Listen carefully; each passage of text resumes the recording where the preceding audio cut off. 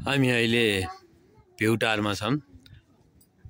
यो view tower Tansen नगरपालिका वडा नम्बर 10 भारकेशको डाँडामा अवस्थित छ।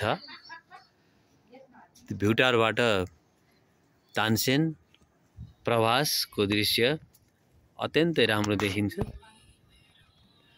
हेर्नुहोस्, प्रवासको कमल पोखरी अनि मेडिकल कलेज, त्यसैगरी माडीफाटको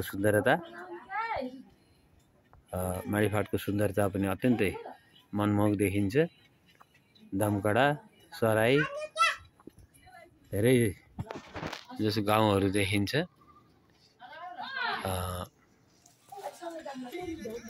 यो पाल्पादेखि तानसेनदेखि यता गुल्मी तमघास जाने बाटो, यही बाटो हुँदै भैरवस्थान मन्दिर पनि पुगिन्छ। र तमघास जाने बाटो पनि यही बाटो हो। यहाँबाट यता लागेपछि खास विशेष तेलगाको डाँडा भनेर यसलाई भनिन्छ। तेलगाको डाँडा भनेर यसलाई जानिन्छ विशेष। यो हो तेलगाको डाँडा। यो डाँडो भन्दा पनि अझै अग्लो छ यो तेलगाको डाँडा।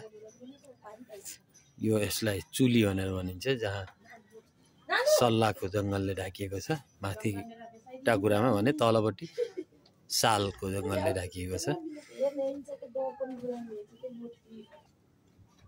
यहाँ ठुलो खानेपानीको ट्याङ्की रहेको छ।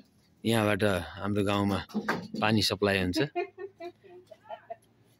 यो डाँडा वडा नम्बर 9 तानसेन नगरपालिका वडा नम्बर 9 पर्छ। वहाँको परको डाँडालाई कौडेको लेक भनिन्छ, हात्ती लेक पनि भनिन्छ, जसलाई जो यस क्षेत्रकै सबैभन्दा अग्लो डाँडा रूपमा मानिएको छ।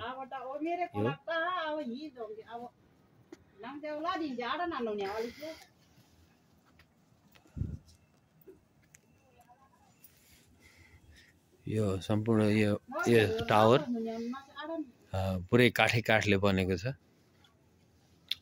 पुरै काठ छ। माथि टिन लगाइएको छ भने यो रेलिङहरू, यो खम्बाहरू, यो बस्ने योहरू सबै काठले तयार गरिएको छ। प्रवासदेखि करिब 4 किलोमिटर पश्चिमतिर अवस्थित यस भ्यू टावरमा पिकनिक को लागि पनि यहाँ धाराहरू उपलब्ध छ, पानीको पनि उपलब्ध छ र स्पट पनि बनाइएको छ पिकनिकको लागि। यहाँ तपाईहरु फुर्सदमा आउन सक्नुहुन्छ। हाम्रो गाउँ, हाम्रो घर वहाँ पर हाम्रो घर रहेको छ।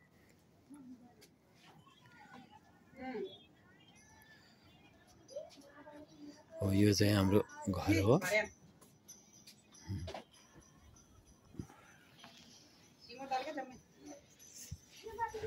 क्यामेरामैन दामोदर नेपानेको साथमा